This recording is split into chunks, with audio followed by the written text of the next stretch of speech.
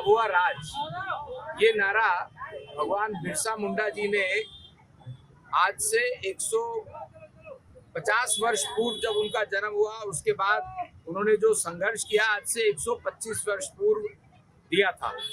अपना देश अपना राज। भगवान बिरसा मुंडा बहुत कम आयु जिए, लेकिन उनको भगवान का दर्जा इसलिए मिला कि उन्होंने आदिवासियों के जल, जमीन और संस्कारों की रक्षा की। आदिवासियों के संस्कारों की रक्षा की। आज उनके द्वारा दी हुई ये शिक्षा, पर्यावरण बचाओ, जब उन्होंने उस समय लकड़ी बचाओ, पेड़ बचाओ की बात की थी, और आदिवासियों की जमीन पर जमींदारी प्रथा के रूप में जब अंग्रेजों ने कब्जा करना प्रारंभ किया तो उन्होंने संघर्ष का बिगुल फूंका था। वो योद्धा थे जिन्होंने तीर कमान से अंग्रेजों की बंदूकों का मुकाबला किया था। उनके जीवन से हमें प्रेरणा मिलती है और आज उनकी बताई हुई बातें, पर्यावरण की रक्षा बहुत महत्वपूर्ण है। आज आप सब देखते हैं ग्लोबल वार्मिंग के चलते जल का संरक्षण करना आवश्यक है।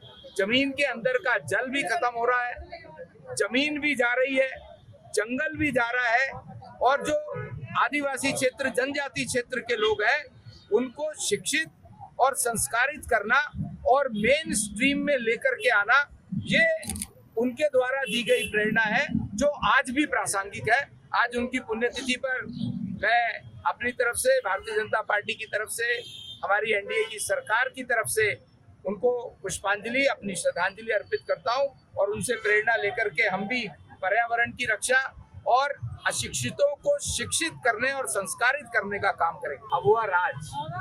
ये नारा भगवान बिरसा मुंडा जी ने आज से 150 वर्ष पूर्व जब उनका जन्म हुआ, उसके बाद उन्होंने जो संघर्ष किया आज से 125 वर्ष पूर्व दिया था।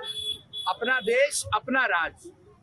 भगवान बिरसा मुंडा बहुत कम आयु जिए, लेकिन उनको भगवान का दर्जा इसलिए मिला कि उन्होंने आदिवासियों के जल, जमीन और संस्कारों की रक्षा की। आदिवासियों के संस्कारों की रक्षा की।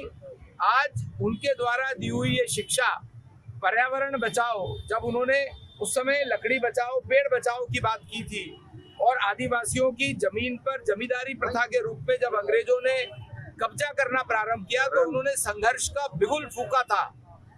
वो योद्धा थे जिन्होंने तीर कमान से अंग्रेजों की बंदूकों का मुकाबला किया था।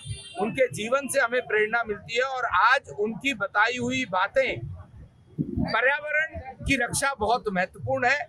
आज आप सब देखते हैं ग्लोबल वार्मिंग के चलते जल का संरक्षण करना आवश्यक है।